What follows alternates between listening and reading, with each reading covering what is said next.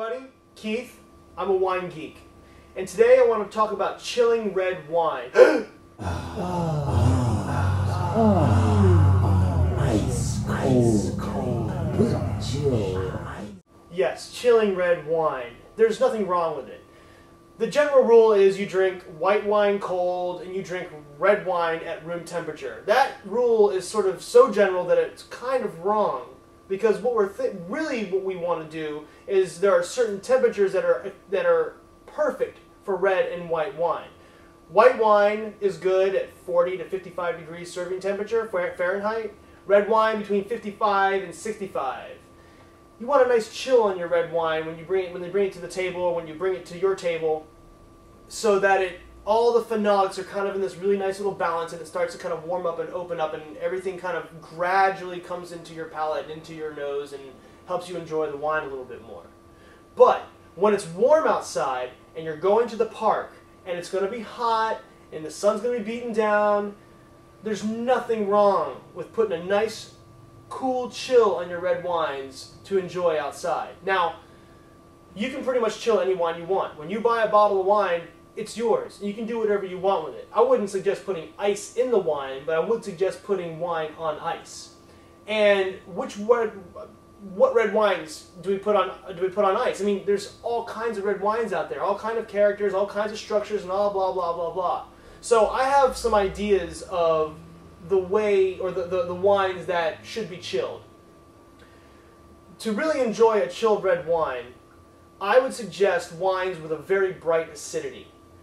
What acidity does is it breaks up the concentration of a red wine. It allows a wine to sort of be buoyant on the palate.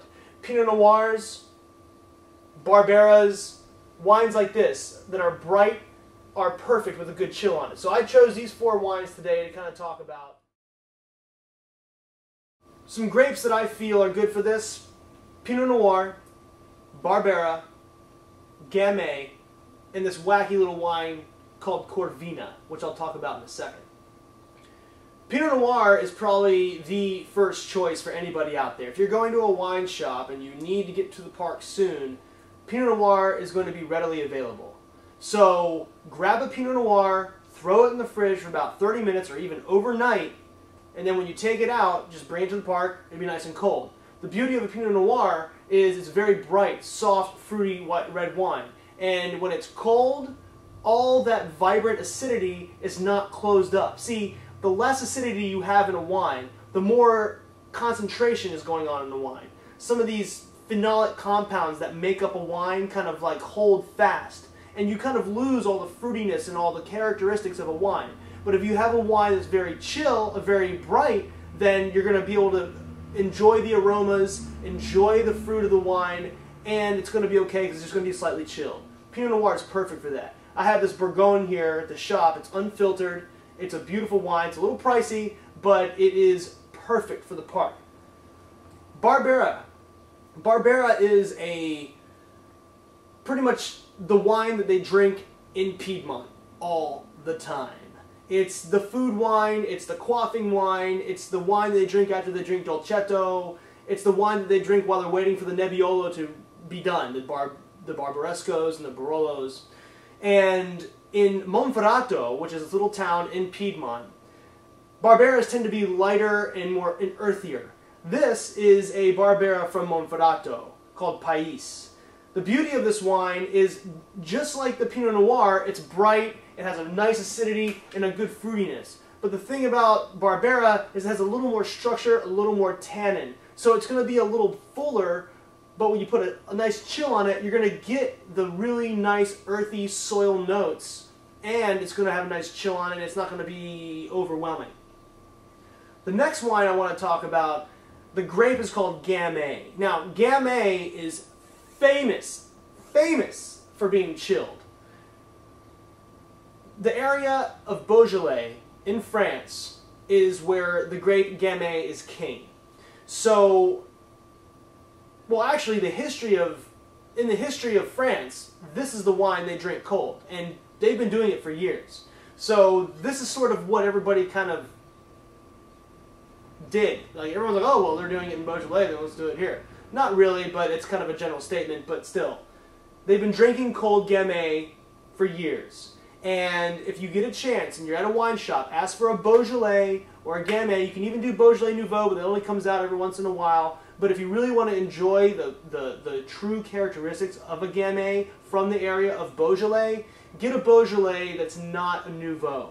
And then throw that puppy in the fridge overnight, take it to the park, and you're going to get this nice, round, spicy fruit. And the depth of the fruit is nice and smooth, and it has sort of this underlying weight on the palate with this nice, round, gamey fruit. And it goes so well with cold cuts and cheeses and all the little things you bring to the park.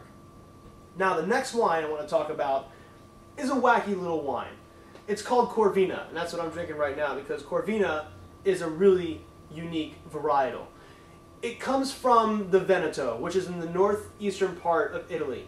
The thing about Corvina is it's primarily seen on the American market in a blend called Valpolicella. Valpolicella, it's a common misconception that Valpolicella is a grape, but it's not. It's an area in the Veneto, and in that area they go 3 varietals, and those 3 varietals make up a blend, and they call that blend Valpolicella. The 3 varietals are Corvina, Rondinella, and Molinara. That's it. But the trick is Corvina is the primary varietal in the blend. When you drink a very good Valpolicella, what you're really tasting, all that really wonderful depth and character, is coming from the Corvina. The other 2 varietals just kind of keep it, they envelop it, give it a frame, give it something, give it a little more complexity to it, a little more backbone. But as a varietal, as a 100% varietal, Corvina is a beautiful, bright, easy drinking red wine. Now, it's not readily available everywhere, but it is being seen on the American market. So if you go to your wine merchant, just ask them if they have a 100% Corvina. They may not always have one, but they may be able to order one for you. So what I have here is, in this glass, is the Corvina 100%. This is one of my favorite wines to chill because all of these other wines have, you know, the different characteristics. They're buoyant, a little bit earthy, but good acidity, gamey and spicy. Corvina has this really beautiful, earthy, dark, bright, dark cherry fruit. And that dark cherry translates so well when it's cold. Because when you put a little chill on it, that fruit tightens up a little bit. But there's enough acidity in the wine to brighten it up and enjoy all this really cool, spicy, soil, dark, cherry fruit-driven body.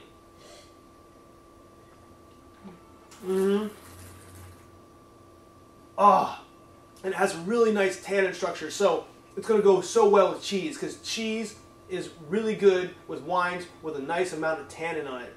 It's going to really soften the wine for you. So go to the park, but before you go, buy a couple bottles of light, fresh, juicy red wines with good acidity. That's what you need to ask your wine merchant. Wine to the people. Trust your wine merchant. Talk to you later. Ice cold.